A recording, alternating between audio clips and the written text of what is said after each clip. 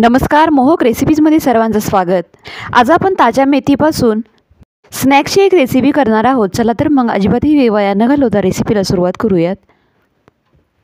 इथे या प्लेटमध्ये जवळपास 1 वाटी मेथीची पाने स्वच्छ धुवून खुडून घेतलेली आहेत।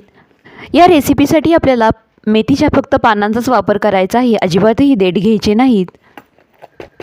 आता ही पाने सुरीच्या सहाय्याने एकदम बारीक अशी कट करून घेऊया। अशा प्रकारे पाने एकदम बारीक अशी कट केल्यामुळे आपण जी पोळी लाटणार आहे ती पोळी एकदम पातळ अशी लाटता येते। कढई गरम झाल्यानंतर कढईमध्ये 1 छोटा चमचा तेल घालून घेतलेला आहे। यामध्ये बारीक चिरून घेतलेली मेथीची पाने घालून घेऊया। यामध्ये चवीपुरतं मीठ घालूया। या घातलेल्या मिठाला जेवढं पाणी सुटेल ते पाणी आटेपर्यंतच आपल्याला ही भाजी परतून घ्यायची आहे। अवघ्या 2 मिनिटांनंतर भाजीमधील पाणी पूर्णपणे आटलेलं आहे। आता ही भाजी एका प्लेटमध्ये काढून पूर्णपणे थंड करण्यासाठी ठेवून देऊया।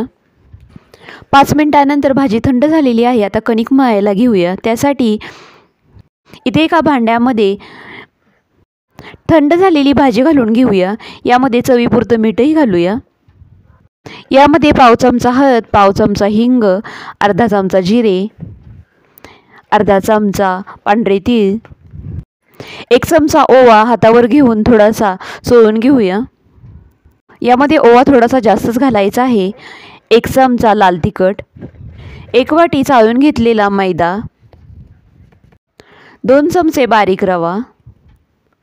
आता हे घातलेले सर्व पदार्थ पिठामध्ये चांगले मिक्स करून घेऊया।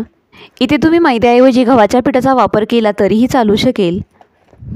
यामध्ये मोहन म्हणून 4 चमचे वितळून घेतलेले तूप घालूया। इथे तुम्ही तुपाऐवजी तेलाचाही वापर करू शकता। तूपही पिठामध्ये चांगले मिक्स करून घेऊया। थोड्या पाण्याचा वापर करून सैलसर असा कणकेचा गोळा मळून घेऊया। तरी ते सैलसर अशी कणिक मळून झालेली आहे।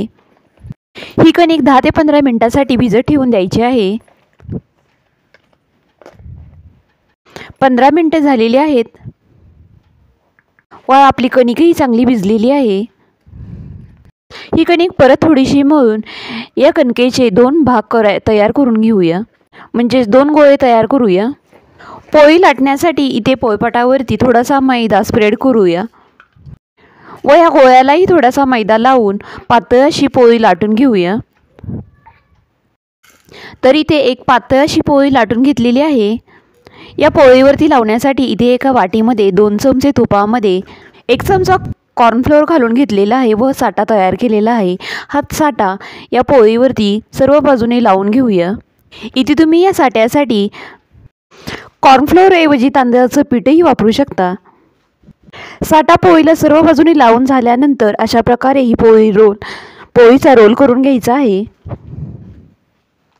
रोल करून झाल्यानंतर हा रोल 2 भागांमध्ये कट करून घेऊया। कट केलेल्या रोलमधील एका रोलचा असा गोळा तयार करून घ्यायचा आहे व लागेल अशा मैद्याचा वापर करून पातळ अशी पोळी लाटून घ्यायची आहे। आपल्याला जमेल एवढी पातळ पोळी लाटून घ्यायची आहे। मैद्याची पोळी लाटताना अजिबातही त्रास होत नाही व ती एकदम पातळ अशी तयार होते। ती अजिबातही पोळपाटाला चिकटत नाही। तर इथे आपण एकदम पातळ अशी पोळी लाटून घेतलेली आहे।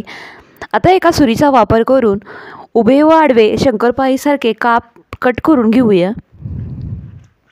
हे काप थोडेसे मोठेच कट करून घ्यायचे आहेत। तयार झालेले काप एका प्लेटमध्ये काढून घेऊया। अशा प्रकारे राहिलेले सर्व शंकरपाळ्या तयार करून घेऊया। कढईमधील तेल हलकंसं गरम झालेलं आहे। आता यामध्ये मेथीच्या या शंकरपाळ्या थोड्याशा घालून घेऊया। या कढईमध्ये आपल्याला जास्त प्रमाणामध्ये गर्दीही करायची नाही। तसेच या शंकरपाळ्या लो किंवा हाय फ्लेमवरती तळून घ्यायच्या नाही, तर मीडियम फ्लेमवरती तळून घ्यायच्या आहेत। या शंकरपाळ्या एकदम पातळ अशा लाटल्या असल्यामुळे त्या तळायला अजिबातही वेळ लागत नाही। 2 ते 3 वेळा शंकरपाळ्या उलटपालट केल्यानंतर त्यांना हलकासा गोल्डन रंग आलेला आहे। आता या सर्व तेलामधून काढून घेऊया। तर अशा प्रकारे इथे आपल्या मेथीच्या तिखट शंकरपाळ्या तयार झालेल्या आहेत। व्हिडिओ पाहिल्याबद्दल धन्यवाद। पुन्हा भेटूयात अशाच एका नवीन रेसिपीसह। तोपर्यंत घरी बनवलेले पदार्थ खा आणि स्वस्थ राहा।